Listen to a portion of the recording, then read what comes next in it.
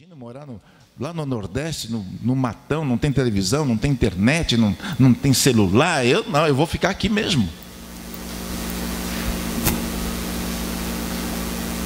E agora vamos falar da fé, que nos leva a essa relação com o transcendente, com o invisível, com essas forças que movem a natureza, que movem as barragens a ponto de romper, e a gente vê o que aconteceu com as cidades. Essa fé que faz acontecer o que eu desejo tanto, o que eu almejo. Então essa capacidade de transcender me é dado por essa faculdade de crer. Fé. E aí nós temos aqui, o que nós temos aqui? Isso está ficando mais claro, porque nessa nova geração você tem que conviver com pessoas que estão fazendo essas opções de fé. Então quando você fala em Deus, e a pessoa fala assim, realmente eu creio em Deus, a gente fala, estamos falando a mesma coisa. Não estamos falando a mesma coisa, nem da mesma pessoa, nem do mesmo jeito, nem no mesmo momento. Por isso que a nossa fé, nós conhecemos o nosso Deus através de Cristo Jesus. Agora, quem conhece a Deus através de Moisés, tem uma outra perspectiva. Quem conhece a Deus através de Maomé, tem outra perspectiva. Então agora nós não podemos sair por aí para falar de Deus. Que Deus? Qual Deus? E a gente vai ficando com uma certa idade, a gente vai ficando muito assim, como é que é? Ranzinza. Eu já me matriculei na escolinha, estou indo bem, estou no 1º grau. Então agora eu começo a me incomodar quando na igreja eu ouço, querido Deus. Eu fico perguntando, qual Deus? Porque o nosso culto é prestado ao Deus através de quem? De quem? Eu não ouvi. Cristo Jesus. Meus irmãos, se a gente não especifica isso, qualquer um que entra no culto pode depois fazer o que quer, porque nós falamos de Deus, ele também fala de Deus. E hoje nós estamos tendo uma liberdade religiosa, então você não pode oprimir e obrigar o outro a calar a boca, porque ele também tem algo de Deus para falar.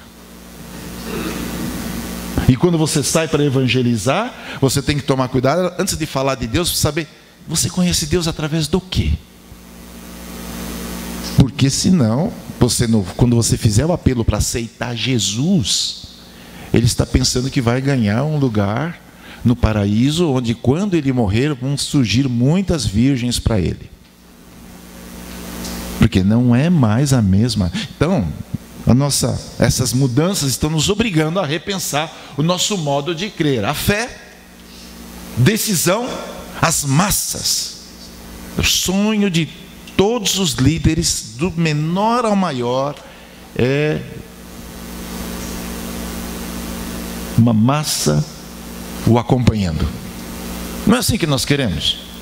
E a gente o irmão aqui falou muito bem dos pastores, mas tem crente que realmente ele ajuda, ele é uma extensão do pastor. E se o pastor não está vendo, ele leva rapidinho lá para o pastor saber. E ele mesmo se encarrega de trazer os irmãos ali na ponta da doutrina.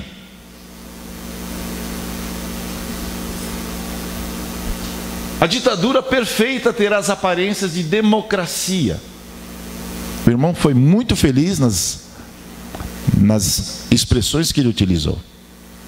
E eu acho que nós aqui também podemos perceber como nós também, sem querer, querendo, nos tornamos ditadores. Você tem que crer do jeito que eu estou te falando. Senão, eu não acho que você seja cristão, porque olha essa roupa que você usa, olha esse linguajar que você tem, olha o lugar onde você mora, olha o que você usa, olha o que você assiste. Eu acho que você não é crente. Então nós temos os nossos critérios para avaliar os outros. E qual é o critério? Nós avaliamos pela aparência e não pela reta justiça. Nós não perguntamos, como é que você trabalha com o seu pecado contra o Deus? Contra o seu Deus, como é que você faz? Quando você peca contra o seu Deus, como é que você faz? A gente pergunta, qual é a sua igreja? Como se isso resolvesse tudo. Ele fala, eu sou da Cabana de Maria. Aí você não sabe se é espírita, se é católico. Você fica em dúvida, porque tem de tudo hoje.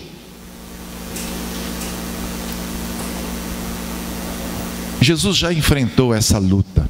Qual foi a luta de Jesus? De revelar que essa ditadura deixou o foco na aliança com Deus de Abraão, o Deus de Jacó, o Deus de Isaac. A gente fala assim, mas não é o mesmo Deus? É o mesmo Deus, mas ele se revelou de modo diferente para cada um desses patriarcas e também para nós. Então não dá para discutirmos ênfases muitas vezes doutrinárias e até algumas vezes éticas. Uma vez eu estive com minha família, fomos para a Espanha, e lá num jantar dos irmãos da igreja, uma igreja maravilhosa, uma igreja que não tinha um pastor, eram uns irmãos que dirigiam. Fomos para almoçar e o irmão falou: olha, irmão, nós vamos ter um piquenique. E lá no piquenique tinha um ponche, e no ponche tinha vinho. E eu tinha ensinado para os meus filhos aqui no Brasil que crente não bebe. E aí eu cheguei lá, só tinha o ponche. Aí o que eu fiz? Fui tomar ponche atrás da árvore. Aí minha esposa mandou um recado para mim: ó, as crianças já viram, pode sair daí. Tive que mudar minha teologia, porque a nossa tradição evangélica veio de uma linha cristã, onde a bebida alcoólica, mas nem pensar. E lá eu estava convivendo com irmãos, um jovenzinho, uns 18, 19 anos, falou: irmão, eu passei 1 ano sem beber água, só bebia vinho. Eu falei: vai falar isso lá na minha igreja que você vai ver o que vai te acontecer. Mas esses são os critérios que nós utilizamos.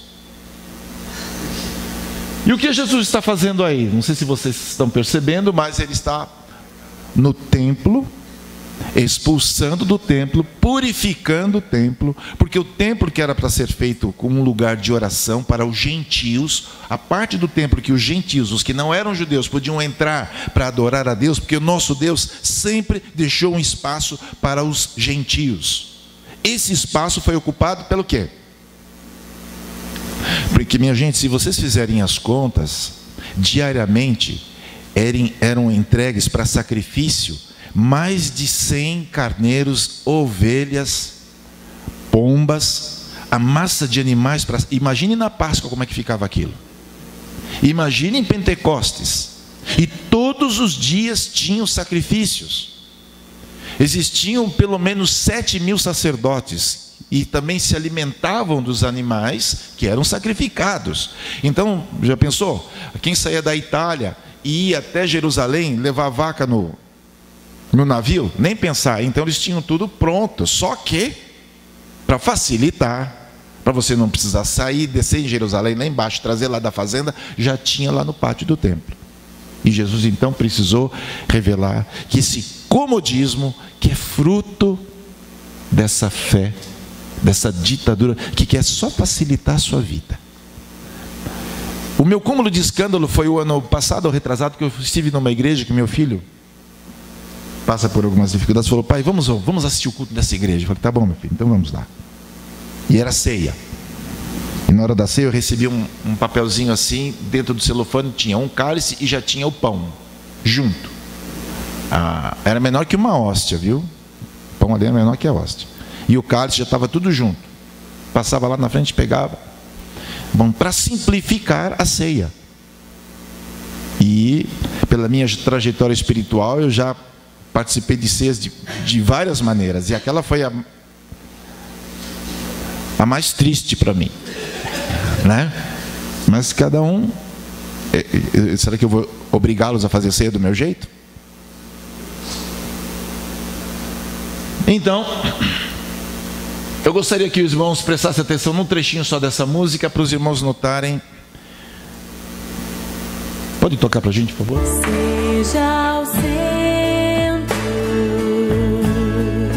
seja o tudo em meu coração, Senhor. Seja a vida em meu peito, cada dia aqui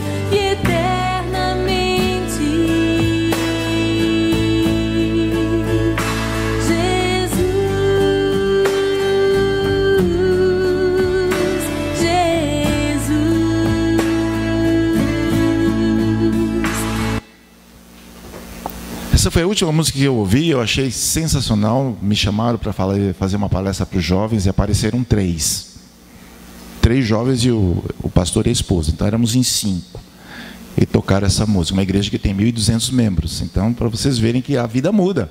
A gente tem muitas surpresas, né? E eu fiquei tão tocado por essa música. Aí eu parei para pensar na música. E sabe o que me chamou a atenção?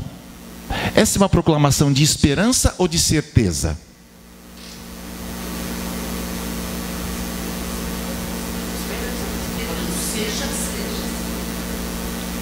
Esperança, foi a minha conclusão também.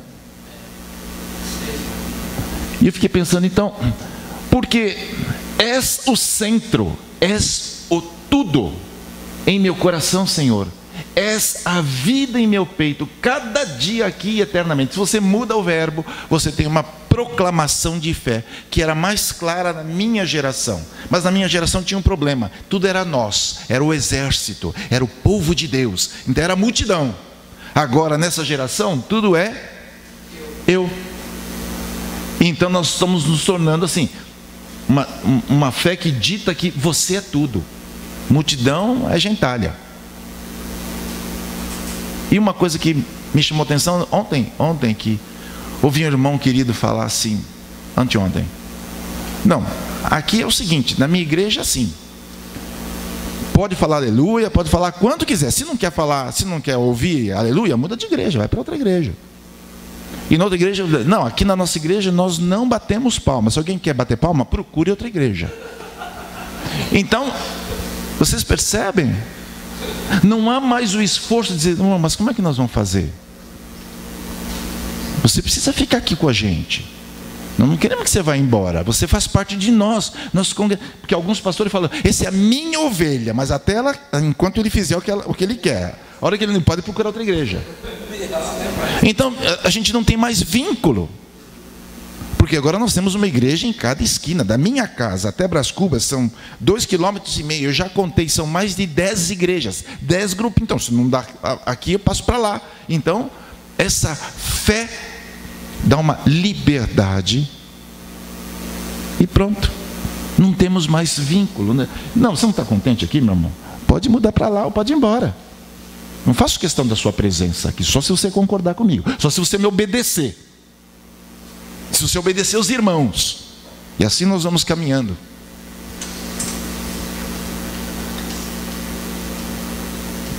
Agora veja essa ditadura. O que fez? O que faz conosco? O templo e a igreja. Quem já ouviu os pais falarem para a criança que está correndo na igreja? Para de correr, aqui é a casa do Senhor. Nós sacralizamos o templo. O templo é um lugar sagrado. É o que a gente passa para as crianças. Nós vamos para a igreja. De onde a gente tirou isso? De uma leitura pagã. Porque na nova aliança, onde estiverem 2 ou 3, ali o Senhor está. Nós somos a igreja. Reunidos na floresta, no salão Piaget, onde quer que estejamos 2 ou 3, ali o Senhor está. Se estamos em nome do Senhor, se der em nome do pastor, talvez fique um pouco diferente. Mas em nome do Senhor, ali há a igreja. Quanto a gente gasta para construir um templo? E templos, olha, bonitos, impressionantemente belos. E a gente fala, Senhor, veja o que os irmãos, o que os dízimos e ofertas, construímos esse templo maravilhoso. Eu falei, é verdade. Não vai ficar pedra sobre pedra.